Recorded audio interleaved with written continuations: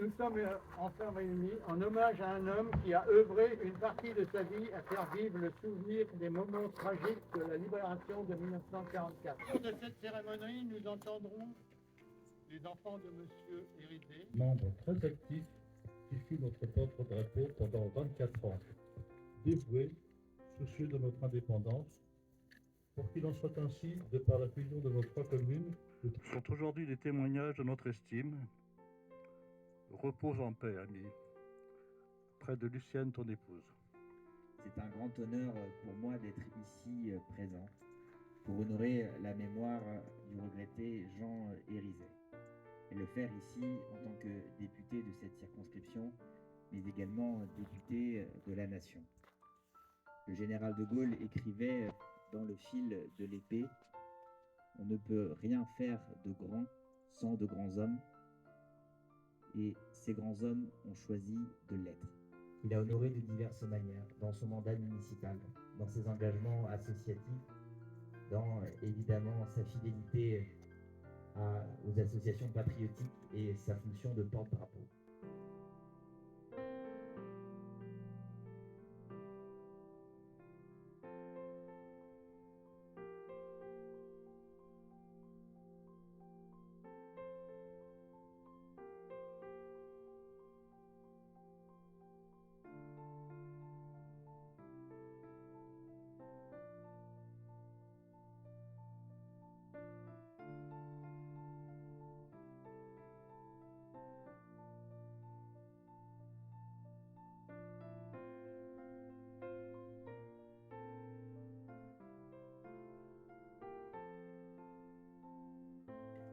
Comme je m'y étais engagé lors de mes vœux en janvier dernier, donc le conseil municipal a souhaité rendre un hommage appuyé à M. Hérisé, connu sur Tony et au-delà, avec notamment l'œuvre de sa vie, le musée de la Seconde Guerre mondiale.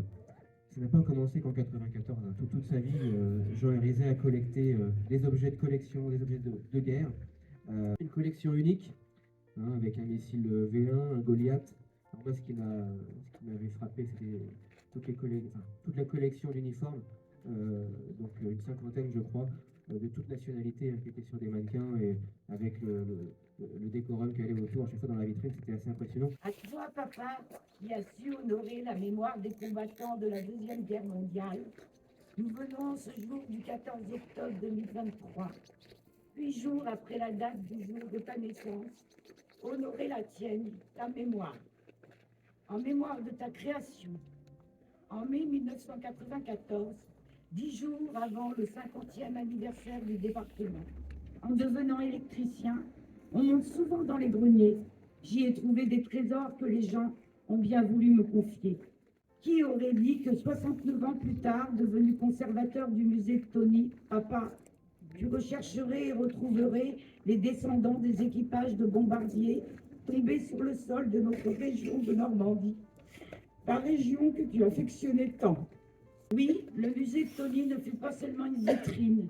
Il rendait hommage aux morts, aux victimes de déportation, en plus des commémorations et des reconstitutions historiques de combats du village qui ont eu lieu à cette époque et que tu organisais avec le dévouement des gens de la commune.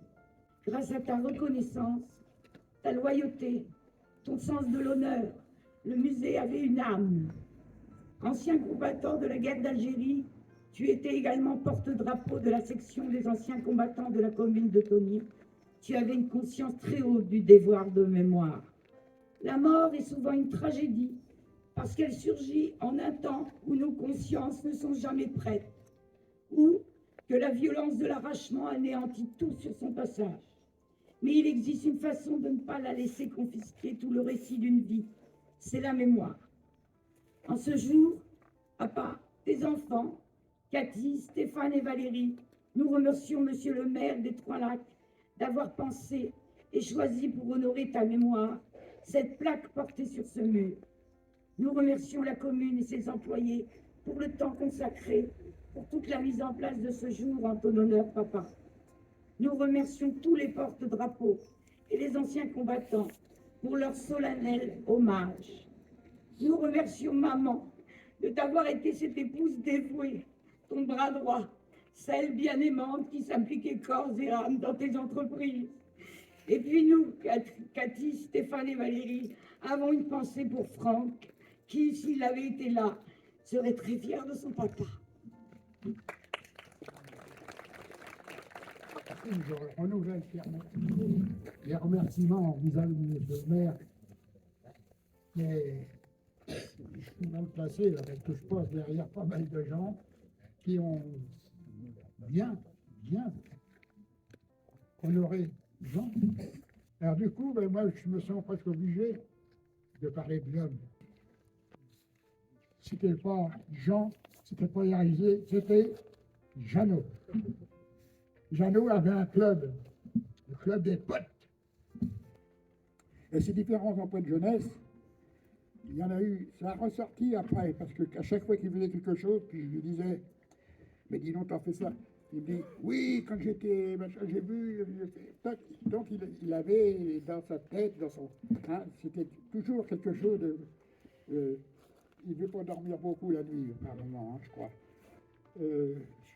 Ceux qui me connaissent savent que j'ai fait partie de pas mal d'associations et que j'étais par moments chagriné de voir des gens, des membres, des camarades ou des collègues, enfin, appelons ça sous différentes formes, qui étaient dans l'association, mais par moments dans un but plus ou moins intéressé.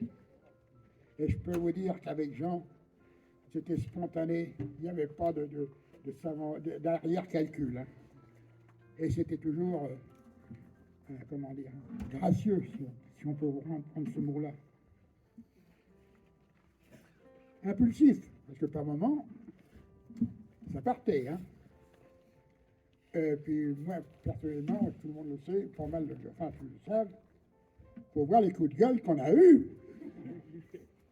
Mais ça ne durait pas. Et puis il faut le dire, c'était le sirop d'Écosse qui remettait tout le monde d'accord. Je pense que tout le monde sait que c'était le sirop d'Écosse. Et c'était ça, Jean.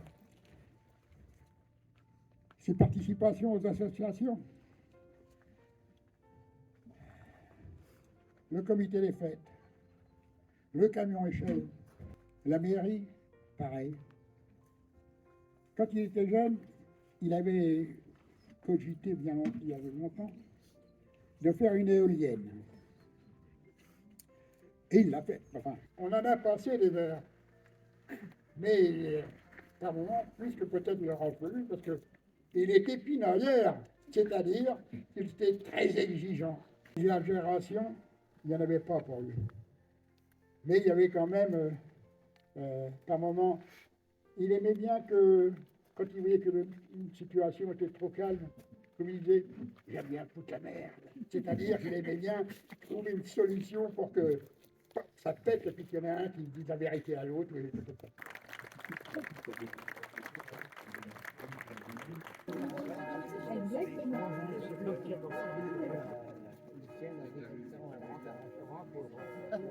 Passionné d'histoire de la Seconde Guerre mondiale, il avait donné forme à la période qu'il affectionnait tant en fondant le musée de Tony. C'était l'œuvre de sa vie. Une vie qui a été, pour ainsi dire, dédiée à ce musée, qu'il a bâti de toutes pièces, un lieu unique dans le département, tant par la richesse de la collection que par la quantité d'objets et de documents qu'il abritait. Il renfermait en effet de nombreuses pièces d'exception, dont 2 uniques pour un musée privé français, un V1 magnifiquement restauré et un Goliath. Le devoir de mémoire, c'est se souvenir de ceux qui ont accepté que leur sang coule pour protéger leur patrie, ceux qui ont été capables du sacrifice ultime pour que nous soyons ce que nous sommes aujourd'hui. Par la mémoire, nous honorons leur action. Par la mémoire, nous les faisons vivre parmi nous. Par la mémoire, nous les remercions. La mémoire, c'est la transmission de notre socle républicain. Monsieur Érisée, que nous honorons aujourd'hui par le dévoilement de cette plaque, était un acteur de ce travail de mémoire, ce fil tendu entre le passé, le présent et l'avenir, tourné vers les jeunes générations. Je vous remercie.